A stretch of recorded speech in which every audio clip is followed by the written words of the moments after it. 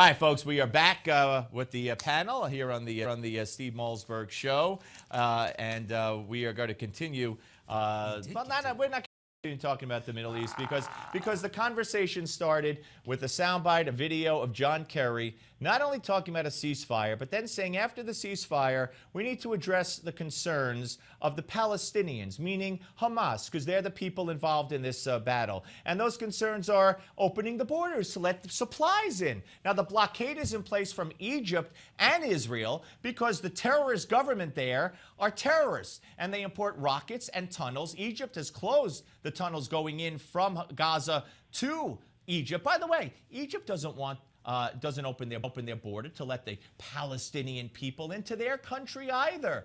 So there must be some to the fact that Hamas runs a terrorist state on Gaza. They inherited a peaceful piece of land with the philanthropy of Jewish philanthropists from the U.S. who put hundreds of millions of dollars in greenhouses and infrastructure. And you know what the Palestinians did the day they got Gaza?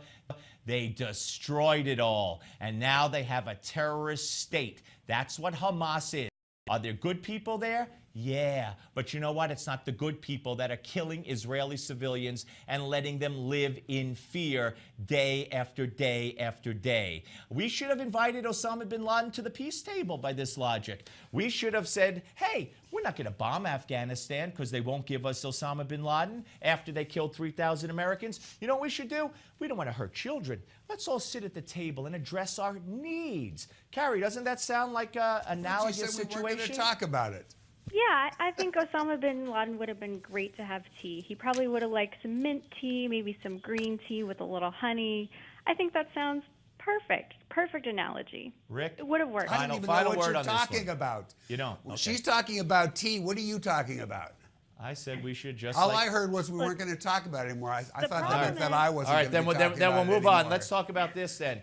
If the election were held today, according to CNN, Mitt Romney would beat Barack Obama by 9 points. That's up from the handful of points about a month or so ago. Carrie, what's going on here? I mean, buyer's remorse in the extreme. Oh, absolutely. Voters are understanding that Romney was right. He was on the economy. He was right about Russia. And that's finally coming home to roost. I know what Rick's going to say because he's going to point out in the same poll that voters said if the elections were held today, they would vote for Hillary Clinton 55 to 42. And so I will take the words out of his mouth and I will say, I hope that voters understand that Hillary Clinton is part of Team Obama. So I don't understand how they can make that disassociation in their mind since she was the mouthpiece for the Obama foreign policy. Everything that we have today, the Middle East collapsing, problems with Russia, she was the one who created this. I want to give Rick a chance because we got less than a minute left. We got about 50 seconds. Go ahead. Sure. Well, Carrie, if you already know what I'm going to say, I don't really need to be here, do I? But if you're going to guess what I'm going to have to say, it's probably best that you get it right because that actually, you made the point yourself. You just, thank you, pointed out the illogic of it when you compare him to Hillary and Hillary comes out ahead and you compare him to Obama and comes out behind and then you say it's Team Obama, that equals a big question mark. What I was actually going to say was, you know what we don't know? We don't know where Mitt Romney would be if he were president today. I'm shocked that it was only a couple of points or 9 points. I would have thought he'd come out even higher ahead. But yet he hasn't had to govern for the past couple of years. All right, fair enough well, point. Carrie, we got to go. Carrie Oh, Sheffield okay. and Rick Ungar. Very spirited debate, and thank you for being on the panel. And we'll be back with the president of the Catholic League. But first, this hour's American Moment, taking a look at the making of the Camp David Peace Accords, ironically enough.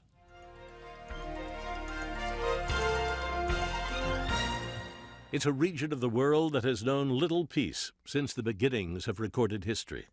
But in September of 1978, President Sadat of Egypt, Prime Minister Begin of Israel, and President Carter of the United States set out to change that. Initiated by the Egyptian leader's proclamation that he would be willing to travel anywhere, even Jerusalem, to seek peace. President Carter persuaded the two former enemies to meet with him at Camp David to seek a lasting peace. On the 17th of September, 1978, the Camp David Accords were signed, returning the Sinai to Egypt and creating a framework by which Palestinians could have autonomous and self-governing control over the West Bank and Gaza. During the announcement, President Carter was clear more work needed to be done. The questions that have brought warfare and bitterness to the Middle East for the last 30 years will not be settled overnight.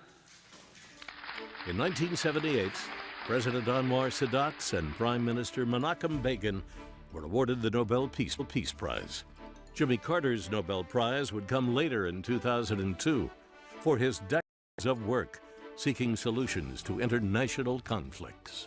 You're watching An American Moment on Newsmax TV.